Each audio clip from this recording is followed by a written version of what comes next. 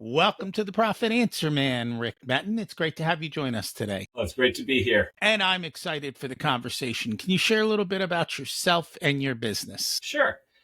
I am an EOS implementer, been doing this for a number of years. And I came to it. My entrepreneurial journey started in high school, actually. A friend and I started a DJ company. Senior in high school was great job. We were committed to this vision of bringing concert-like experiences to whatever we could book. Homecomings, proms, birthday parties, bar mitzvahs, whatever it might be. Well, you fast forward a couple decades and the business is multi-state. We are full service event planning and production for corporate events, galas. And on the weekends, we are still doing social events. We have in-house lighting, AV, planning. You can imagine the levers I'm pulling just between logistics, equipment, managing our leadership, our labor, and entertainers. Entertainers are a unique bunch. And on top of trying to pay the rent and make payroll, it is driving me crazy, and I love it. In 2018, somebody decided that they loved it more than I did, so I took the exit. And since then, I had a string of mild successes and some utter train wrecks. And I found myself working for a company that was implementing EOS. I was like, where was this when I had my business? Well, the truth is it's sitting on the shelf right over here for the last 10 years. I immediately flipped through traction, and I knew immediately that I had to help other entrepreneurs avoid the same heartache, stress, and broken glass that I see now I brought to my business. Sorry, everybody. That worked for me, but here we are. And for the first time since selling my business, I absolutely love it. I love helping entrepreneurs get that clarity in the chaos. Why is it that these books sit on the shelves and nobody implements them? 2018, I sold my business, and the next day I downloaded Audible. I went for a long walk. I listened to Mark Manson, Subtle Art, and I immediately realized that I need to read all the books that I should have read while I owned my business. And that's been probably 20, 30, 40 books a year since then. And why don't we do it? Because we are so bogged down in putting out fires, in the chaos of entrepreneurship, of trying to scale and trying to level up, or just trying to stay afloat, whatever it might be. And you're trying all these different things, and you just don't realize that if somebody has been through it before and they got through it, chances are they probably wrote it down somewhere, and they want to share that path with you. But you're just too bogged down in your own whirlwind. After reading all those books, were they ahas throughout the whole thing? Were you constantly upset at yourself for I don't think it's upset at myself.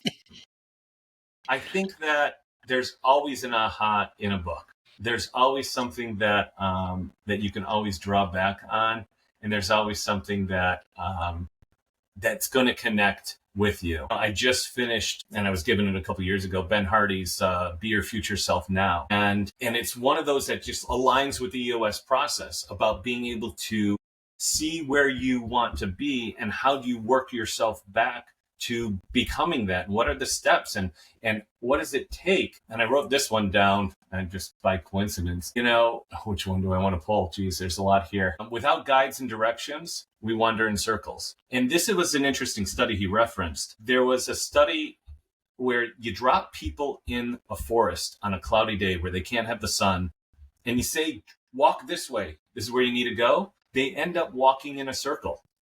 It's mind-boggling. And then you realize that so many times in a business, we don't know what we're doing. We're great at our craft. We're great at our service. We might not be great at running a business, and you end up hitting that ceiling and going in circles. And it was just go Google this study. It's fascinating. All you need is a little direction. You need the sun to point you in so you can guide. But if it's cloudy, it's freaky what we end up doing as human beings. It is freaky, isn't it? When we don't have a roadmap or a way to look at that, then yes, we are going to get ourselves in trouble. Right. And that's where I look at EOS. I look at what I get to do now, lean on not only all the mistakes that I've made along the years and what I've learned from them. I've always said, Billy Joel, you learn more from your accidents than anything you can learn in school. And you get to help people with a proven system of simple tools that it's not easy to implement. but it's definitely the most impactful thing that most companies ever do. It is. And honestly, that's one of the reasons that I aim to read multiple books a month. But more important for me, it's so that when I've got clients and they've got a problem, I'm like, I have the solution for you. And I can point to the book and sometimes write to a chapter and say, just go listen to this, because this will give you enough thought that you realize, oh, there's a better way to do this. And how do I go do that? And that's kind of the key. And I'd rather learn from other people's mistakes than mine. I'm just that way. I find that that's weird because most people like to make their own mistakes, or they like to follow people who've made lots of mistakes because they learned how to fix that one mistake, but they're not necessarily good at the rest of the mistakes. They seem to forget that there's going to make a bunch more. And so be careful who you follow and who you learn from. It's a line that we tell our clients with the when we turn to issue solving and IDS. It's, you want to solve these issues at the root and make them go away forever, because there's always going to be more issues coming. There's always going to be more things to fix, more things to improve, more things to solve. So if you don't solve these issues at the root, it's just, the chaos is just going to continue. And I'm sorry. No, that's fine. What I find is most people prefer Band-Aids. Let's just cover up the problem. Let's throw money at it. Let's, You know what? That ignore it. I was debating on this list, which nugget that I took down from that book. The second one that I almost said initially was the more, from Ben Hardy again, the more passionate you are about a goal driving towards a desired future, the weaker past traumas become in holding you back. So this one here, we lean on our past traumas because they're comfortable, they're known. It's part of our ego of who we are, and our ego is designed to keep us where we are, to keep the status quo. But the more passionate you are about a goal in the future goal has the power to pull you towards it with so much excitement and passion that the past traumas, they can become irrelevant when you get so motivated, focused on that future goal. And that's something that I really took away thinking back. Okay, I sat there. Yeah, I created a lot of trauma and heartache and broken glass in my business. Where do I want to go? You know what? I want to help people avoid that. I want to work with future entrepreneurs. I love this EOS. That's pulling me further towards where I want to go than the past traumas holding me back. It is. It's funny because I also finished Shine, which is Gino's other book, which is all about past traumas and how they drive us forward. The good news is Darren Hardy's latest book, which is on scaling. Yeah. I think you can get the Audible for free on his website. Like you don't even have to pay for it. I really enjoyed that. What he talked about, and one of the biggest takeaways from that was you have to set your floor. And what he means by your floor is anything below your floor you don't do. So for a lot of people, it might be reading emails. It might be bookkeeping. It might be, if you're a plumber, being in the field. Those are all things below your floor. If you want to scale, you've got to learn what you can say no to, and that's a big part of it. So again, lots of ideas for people to think about and implement. There's a great line that I heard recently about where that floor is, and everything below it is your foundation.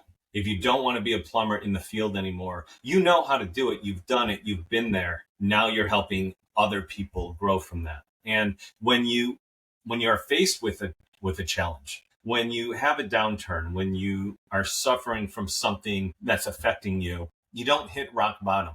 You never hit rock bottom. You hit whatever that foundation is. You hit rock foundation. And when you're down and things are tough, you have to remember, wait a minute, I've done all this. I don't need to go back to working on the pipes. I've built an infrastructure where I know I can have people doing that. I have built experience where I know that this is where I want to operate now. I don't need to be below that foundation, but I always have that foundation to lean on. I'm not where I was at the beginning. I have a foundation. We don't hit rock bottom. We hit rock foundation, and we build upon everything that we've gone from there. And building on that floor is crucial. And I think that's why I love EOS, because EOS helps you to put the right people in the right seats and get yourself out of the business into managing the business and overseeing it and making sure everyone else is doing what they are doing and you not being the center of every problem and so forth. What have you found? I think that the biggest challenge I had for a long time was exactly that, letting go and trusting other people to do things that I I felt I needed to do myself. And I could have been a much better business owner and boss and leader had I had the skills of not only EOS, but Colby and everything that I've read since and all these things that you come back and you connect those dots and you realize that you don't have to do it all yourself. You hire great people because, shock to your ego, they're better than you, and let them be better than you. That's what I love about EOS when we break down that accountability chart where we define those roles and we actually limit the visionary to just doing the things that visionaries do best. Big picture relationships and big picture problem solving and culture and research and development on a high level, 30,000 foot level. They love going to the trade shows, to the conferences, to learning new things. They don't like getting into the weeds. I used to beat myself up about the tiny little details that I wasn't that good at. And I didn't have permission to not be good at them from myself. Well, that's Ben Hardy's other book. Yeah. It's not that one. Who Not How. Somewhere it's around here somewhere. Who can do this instead of how do I do this? Right. And put somebody else in the seat. And it's funny because when it comes to business ownership, I know that the part I love best is being in the spreadsheets. Yeah. And so understanding the numbers. And so that's the part I didn't realize this until very late, but I would say 95% or plus of business owners hate doing that. And I'm like, well, just put me in that seat and we'll make sure you're profitable.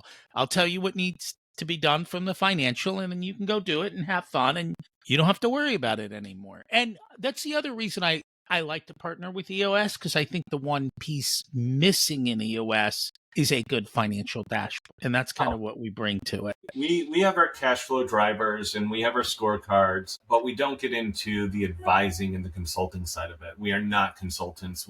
Any EOS implementer that believes that they know, we don't. It's not even a thing. We don't believe that we know more about your business than the clients do, and we're not going to make suggestions. We believe that the answers are in the room for something specific, like running your books, managing your books, squeezing profit out, where to invest. That's just not our area, and we respect the people that do that and respect the people that do that best. If you don't have a great CFO, go find one.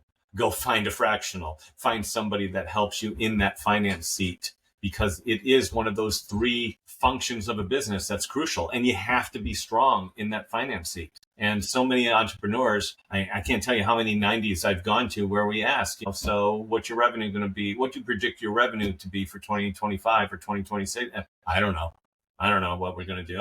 And they have to go call somebody, hey, what are we going to do this year? It's like they're not even aware of where the money comes from, how it's operating. They're just knee deep in their own myopic view. And that's why we like to partner, because we teach them that. We give them the tools so that when they go to that place, they can get the answers that they need, and they can show them what's going on, and they can answer those questions. But more so than just, and this is where I find a lot of people struggle.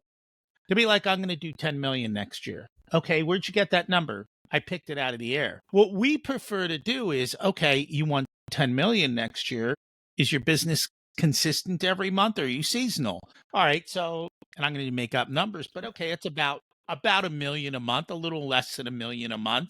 All right, in order to do $1 million a month, how much is your average sale? Well, it's X amount of dollars. Well, okay, that means you need to sell this many of them this month. If you got to sell this many, how many are coming from existing customers? How many are coming from new customers? What's lead flow? What's conversion? And we can work all the way backwards to say, these are the activities that if you do them should lead to you hitting $10 million. It's not a pipe dream. It's reality. And here's the math to show how to do it. Math don't lie. Math don't lie. People, that's the one thing I think my clients do is a lot of times they'll say, I want to do something. I go, let's put it in the spreadsheet and let's math it out. And then they look at the math and they go, either thumbs up, that's phenomenal, let's go do it, or I'm not going to make any money. I'm like, And then they're like, well, I guess we won't do that. I'm like, uh-huh. That's why you need a good integrator, a good finance, and good operations and good sales to make sure that everything is in alignment to achieve the vision and the goals. I mean, it's great to do 10 million, but if it costs you 12 million to do it, you can't sell more and make it up. You can't take a loss on every sale and make it up on volume. No. It doesn't And work. people don't always realize that. So when people want to implement EOS, what are some of the struggles they run up against? I think the biggest thing I see is letting go of the vine, which is one of the first things that we talk about. It's about letting go of the need to control everything, the need to be on top of every little detail.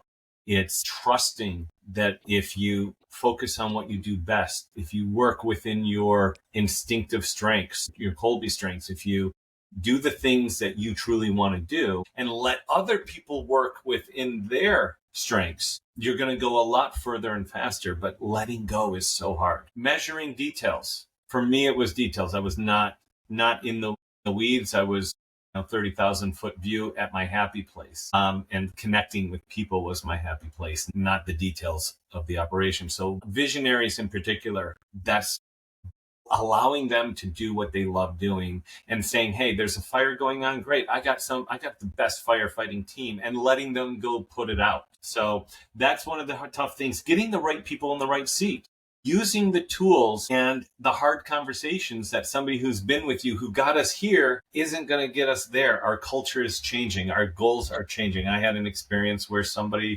I was moving in this direction and they didn't want to go along for the ride, or they couldn't go along for whatever reason. It wasn't working anymore. Letting that person go who's been with you for years, I don't think they ever understood that I probably shed more tears over it than they did. And it's tough. It's tough when the business needs to change to achieve the new vision, and the people who got you where you are don't have a seat on the bus anymore. So, or they need to be in a different seat.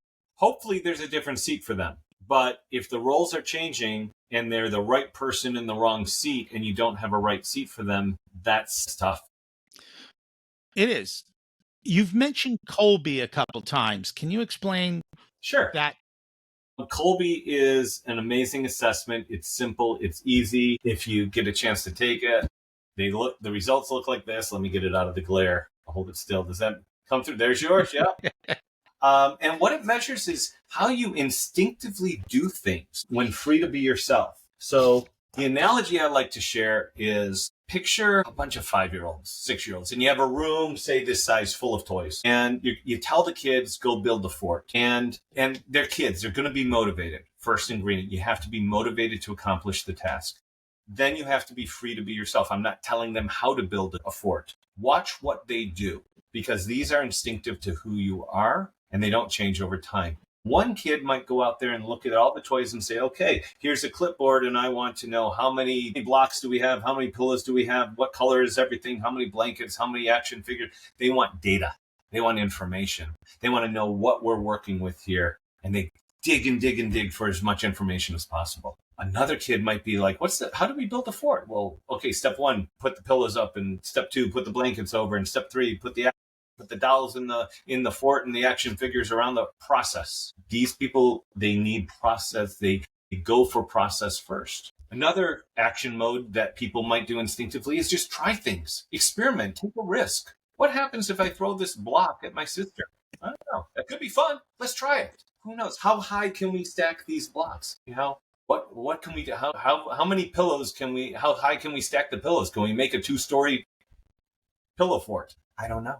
Let's try things. Let's launch the rocket and see where it explodes. So that way we learn where we need to fix things. To that we call quick start. And to quick starts, failure is not a waste of time. Failure is just a learning process. And the fourth action mode is, how do we deal with the physical world? Do we need a model, or can we envision things in our head? So these people might look at all the toys and, what's the fabric of the blankets, and what's the tensile strength of the pillow to hold up walls? And a 5-year-old's not going to think in those terms. But the idea is we're going to be very involved with the physical world and how we react with it. Now, the beauty of Kolbe is the opposite of all those are also strengths. You could be strong in your details, or we need people who are going to summarize. Hey, all this data, just give me the bullet points. You're so inclined to take a risk. well, here, I'm going to make sure it's going to work out first. And so understanding these dynamics between people and how you interact. Did you have your Colby number there? I do. And I put this on my website so people Okay. know who I am. It's Yeah. 4754. 154. So the first number is your 4, which is your fact finding. So I know that if I'm going to write you an email, I'm not going to write you 10 paragraphs and expect you to read it. No. I don't need to be so quick to say, hey, Rocky, bullet point, bullet point, bullet point, see you tomorrow. I can add a little more detail and you'll read it, but there's a limit to that. Knowing those numbers, knowing what people do instinctively is crucial when we assign them a task, because we know where their strengths are going to be. And when we allow people to work within their instinctive strengths, they are more energetic, they enter a state of flow much more often, and they leave without being so worn down at the end of the day. And that's the key of Colby and understanding. It's literally a lot of assessments will tell you if you like something or if you don't like something. Are you competent? Do you understand the task? Colby's going to tell me if you get it and you're motivated, how are you going to do it? So that's probably 3-4 minutes on Colby, and it's a great assessment. Highly recommend it. And with mine, what it pretty much said is that I turn chaos into structure, and I create simple, scalable financial systems. So we don't go into a million details. We get just enough detail that we can take action, and we can take it quickly and smartly. There's actually a reason behind what we do. And so on that scale, that's what I do. I have all my different personality tests up there so that if people want to work with me, they know exactly what they're getting. It's funny because in my mastermind group, if I know what their scores are for the different personality tests and they tell me a problem, I'm like, you're having that problem because you're this. This is your blind spot. If you would just do that, it would all work out. And it's funny how that flows into there. It's generally pretty accurate because reality is we're self-reporting. We're the ones giving the data. Mm-hmm. It's knowing those things. I wish I had those tools when I had my business. I could have sold my business for another zero. If I had EOS, if I knew the things I knew now about the team, their personalities, if I had the freedom to let go of the things that I was holding so tightly onto, yeah, I could have easily sold it for another zero or just kept it and turned it into a self-managing company. And that's what I want my clients to do. Keep it and turn it into a self-managing company because I think you'll make a lot more money. I think I got a new tagline maybe. I'll add another zero. That works. I mean, you could do it. It doesn't work. It doesn't do any good to think back and what ifs, but take the lessons and help other people achieve their dreams. I was going to show an owner what EOS was all about, and he let me know on literally on Monday that he agreed to a 51% buyout because he's just going crazy. And I'm like, you've been at this for over 10 years. You're done. You're done. If somebody can fire you, it means that you own shares, but you have a boss. And you think it's bad now? Just wait. Yeah. No, that's what it is. So hopefully it'll turn around. One of the things I love about EOS is that they have scorecards. Yes. But one of the things that I struggle with the EOS is if we're not working with their people, their scorecards don't always add up to their profit and their cash flow goals and their outcomes. And so while they measure well, they don't always measure the right thing. You know, a classic example is they'll measure revenue, which is wonderful, but I would rather measure gross profit, you know, for a lot of businesses, or there might be something else in that particular business financially that would be a better measurement. And so that's one of the things that I find. And even when they do measure revenue, they haven't updated their scorecards from 3 years ago when they built them. I'm like, everyone's hitting their goals except you, the owner. And you wonder why. It's because your cards don't add up. If you want a good scorecard, it should be as future looking as possible. The scorecard should tell us what's coming, not what's been. And we like to say the windshield is only taken up 5% by the rearview mirror. Look in the rearview mirror, see what we've done, see what's behind you, learn from it, but keep focused on where we're going. Revenue tells us what we did last month?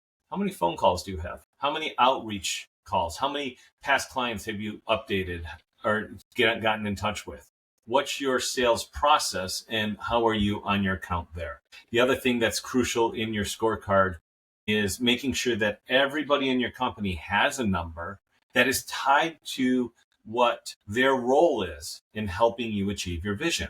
It doesn't matter if you're the janitor or if you're the founder, everybody pitches in. It's that story of when Johnson went to Cape Canaveral before the Apollo launches. And he talked to one of the janitors and was saying, "What are you doing here?" And he's like, "I'm helping put a man on the moon." Everybody on your team should have a crucial role in helping you achieve their vision, achieve the company vision. Otherwise, why are they there? And when you let them know exactly what their role is, that buys engagement, that buys motivation, that provides a path forward for them. If I do this, then I can eventually help build this, and then I could build that. And it shows them how the system works, how all the pieces of the watch interface to tell the time. So the scorecard needs to make sure that it accurately reports where we are quickly, 5 to 15 numbers, glance at it, what's happening next. Use it to predict what our rocks are going to be. It all comes down to the data. What is the rocks for this company that we need to achieve for next quarter in order to get us closer to our goal? Where are we off track? Where are we on track? And don't be afraid to update it. Past rocks or past measurables on your scorecard don't mean that is accurate for today. No, and people think this stuff is difficult. It's actually pretty easy, and the business owner doesn't need to update it. They have people who everybody owns their own part of the scorecard, and then all you have to do is go, "Hey, are you on track, off track?" That's it. "Oh, you're off track? Okay, it's been a week. Let's let it be. How are you this week? You're off track again. All right, is there a problem that you need our help? What can we do to brainstorm to help you get back on track? What are the things that need to happen to make that achievable?" There's a lot of companies that go on monthly reporting, and that's great, but it's not great because if there's an issue, if there's an issue in that scorecard when your sales numbers or your outreach or whatever, you're measuring, do you want 12 opportunities to correct it, or do you want 52 opportunities to correct it? Weekly, find a way to report weekly. And if you're 95% this week and you're off track, okay. If you're 95% again next week, you might want to take a look at it. If you're 3 weeks in a row at 95%, you definitely want to know that and get on why and get into it, because 1 time is a fluke, 3 times is a system. And if you wait a month, if you wait to the 4th week, you're losing too many opportunities. Now you're 20% down for, or whatever it might be. I'm not doing math in my head.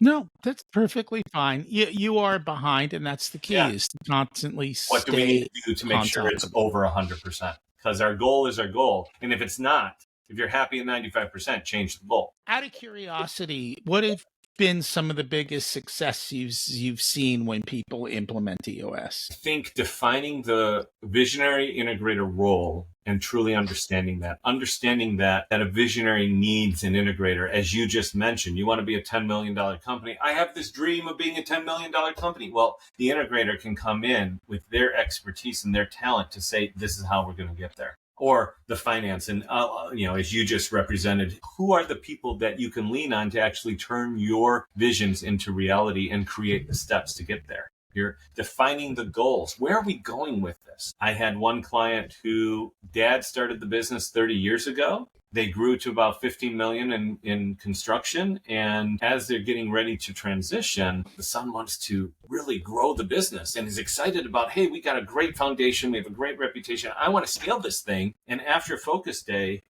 the dad, who was a little bit reluctant, said, I don't know how we got this far without this. Providing that structure and roadmap and guidance is just so rewarding. And I think that all in all, the best successes are just allowing visionaries and owners to get their vision out of their head, put it down on paper, share it with everybody, and getting this team aligned and pointing in the same direction. It's so amazing to see all that human energy now aligned with the same North Star, marching to the same drum and creating something that's unified.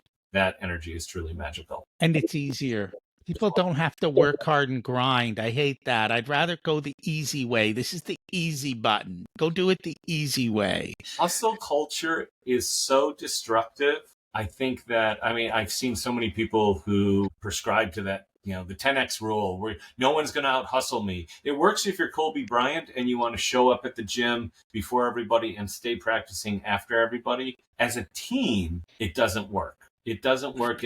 And you're going to lead to burnout when you hustle, when you just try to work harder than everybody. Your team is going to burn out. You're going to burn out. You're going to be miserable. I heard the best line that reminds me of that. It just says, you're always going to be able to out hustle me. I'm going to out delegate you. And, you know, I'm going to take all these, I'm going to delegate it out. You out hustle me. Go ahead. Hey, that's why I like make more, work less, because that's what it should all be about. Absolutely. If people would like to learn more about you and your services, how do they do that?